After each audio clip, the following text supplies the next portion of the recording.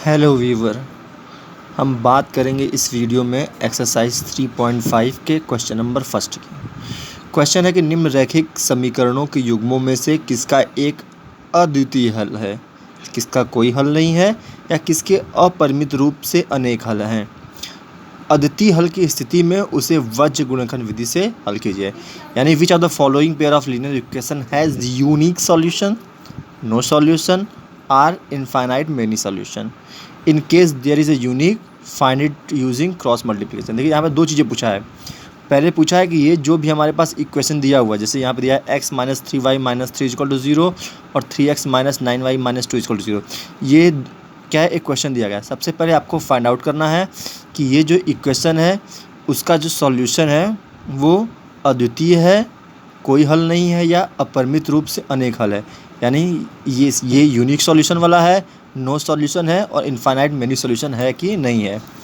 आपको याद होना चाहिए कि कब अद्वितीय कोई हल नहीं या अनेक हल आता है, यानी कब यूनिक सॉल्यूशन, कब नो सॉल्यूशन और कब इनफाइनाइट मेनी सॉल्यूशन है। पहले इसके एक्सरसाइज में मैं बता चुका हूँ, लेकिन फिर भी मैं आपको एक रिवाइज करा देता हूँ कि कब क्या है, कौन सी सिचुएशन आ सकती है। ध्यान रखिए, अगर a1/a2 वो b1/b2 के बराबर नहीं होगा, नॉट इक्वल टू है, तो वो क्या करेगा, ग्राफ पे जब उसको आप ड्रॉ करेंगे तो वो प्रतिच्छेदित रेखा इंटरसेक्टिंग लाइन होगी और उसका जो आंसर है यूनिक सॉल्यूशन है।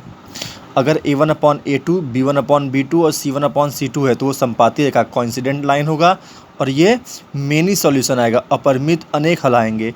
और a1/a2 b1/b2 तो बराबर हो लेकिन c1/c2 बराबर ना हो तो पैरेलल लाइन आता है और नो सॉल्यूशन होता है। तो क्वेश्चन में वही बोला गया है कि आपको चेक करना है कि कब यूनिक सॉल्यूशन हो यानी अद्वितीय हल हो, कब नो सॉल्यूशन है, कोई हल ना हो, और कब इनफाइनाइट मेनी सॉल्यूशन हो यानी अनेक हल हैं। तो सबसे पहले आपको क्या है, a1 a2 b1 b2 c1 c2 ढूंढ कर आपको चेक करना है कि यूनिक सॉल्यूशन है कि नहीं, कि क्या मेनी सॉल्यूशन है कि नो सॉल्यूशन है। तो सबसे पहले आपको ये ढूंढेंगे और फिर कह रहा है कि अगर in case there is a unique, अगर अद्वितीय हल की स्थिति है, यानी situation a1/a2 not equal to b1/b2 है, यानी यूनिक सॉल्यूशन अद्वितीय हल है, केवल और केवल इस स्थिति में अगर ये आता है तभी आप उसको क्रॉस मल्टीप्लिकेशन मेथड से सॉल्व करेंगे, वज्र गुणनफल विधि से सॉल्व करेंगे। अगर ये और ये स्थिति है तो आप सिर्फ a1 a2 का मान, b1 b2 और c1 c2 का मान लिख देंगे कि ये क्या है, मेनी सॉल्यूशन या नो सॉल्यूशन वाली स्थिति है, और उसको वहीं पे छोड़ देंगे। कैसे करेंगे, चलिए वन बाय वन हम ट्राई करेंगे। देखिए व्यूअर, पहला क्वेश्चन है कि x minus 3y minus 3 equal to 0 और 3x minus 9y minus 2 equal to 0। तो सबसे पहले यहाँ पे क्या है, a1 की वैल्यू लिखेंगे। a1 की वैल्यू मतलब x का गुणांक, x का कोफिशिएंट कोई नहीं है यानी 1 है। उसके बाद b1 का कोफिशिएंट -3 हो गया और c1 का कोफिशिएंट जो है वो भी -3 हो गया। उसी तरीके से यहाँ पे a2 का जो वैल्यू है वो 3 आ गया, b का वैल्यू जो है वो -9 आया और c2 का वैल्यू जो है वो -2 आया। अब आपको देखना है कि क्या a1/a2 b1/b2 और c1/c2 के बीच में क्या रिलेशन है, क्या संबंध है। चलिए a1 की जगह पे 1 लिखता हूँ और a2 की जगह पे 3 लिख दिया मैंने।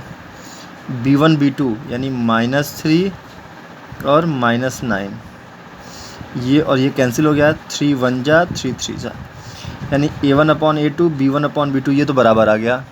c1/c2 भी देख लेते हैं, ये क्या है, -3/-2, ये और ये कैंसिल हो जाएगा।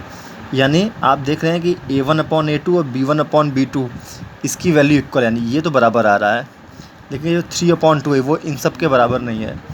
यानी ये सिचुएशन बन रही है कि a1/a2 equal to b1/b2 but not equal to c1/c2। तो हमने पहले डिस्कशन किया हुआ था क्या, कि अगर a1/a2 b1/b2 c1/c2 है तो वो पैरेलल लाइन होगी यानी नो सॉल्यूशन होगा, यानी इसका जो हल है ये नो सॉल्यूशन,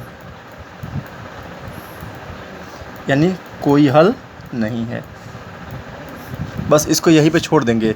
अगर ये यूनिक का ऑप्शन होता, यानी सिचुएशन होती कि a1/a2 वो b1/b2 के बराबर नहीं होगा, तब हम क्या है, क्रॉस मल्टीप्लिकेशन मेथड पे ये वाला फार्मूला कि x upon B1C2 minus B2C1 is equal to y upon C1A2 minus C2A1 is equal to 1 upon A1B2 minus A2B1।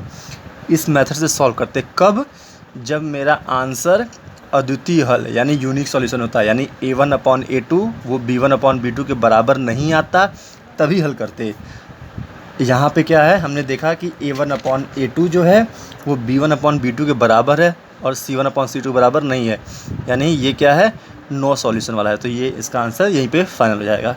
अब सेकंड ट्राई करके देखते हैं। सेकंड क्वेश्चन है, दूसरा क्वेश्चन है कि 2x plus Y is equal to 5, 3x plus 2y minus 8। 5 को इस साइड लाएंगे तो क्या हो जाएगा, ये हो जाएगा 2x plus Y minus 5 is equal to 0, और ये सॉल्व करेंगे तो हो जाएगा 3x plus 2y minus 8 is equal to 0।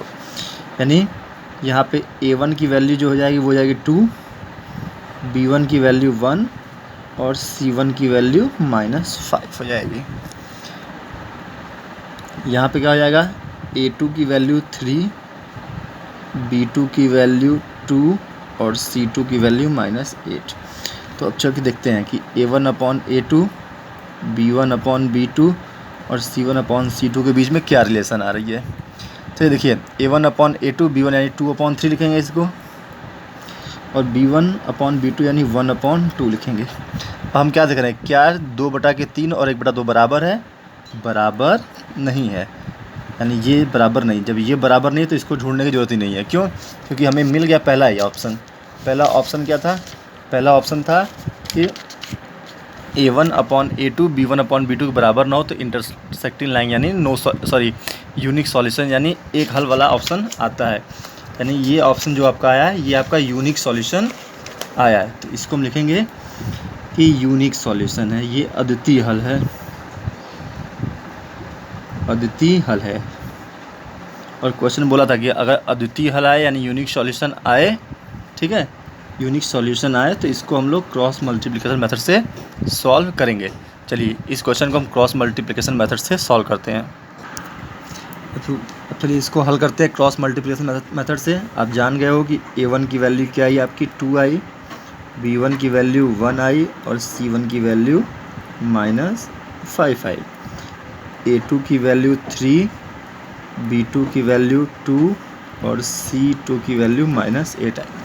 अब ये क्रॉस मल्टीप्लिकेशन मेथड का फॉर्मूला है। अब इसी फॉर्मूले पर हम यहाँ पे पुट कर देंगे तो ये हो जाएगा x अपॉन b1c2, b1 यानी 1 और c2 यानी माइनस 8, यानी 1 और माइनस 8 का मल्टीप्लाई, फिर ये वाला माइनस b2c1, b2 यानी 2 और c1 यानी minus 5, 2 into minus 5 is equal to y upon c1a2, c1 यानी माइनस 5 और a2 यानी 3, यानी minus 5 into 3 minus c2a1, c2 यानी माइनस 8 और a1 यानी 2, तो माइनस 8 इंटू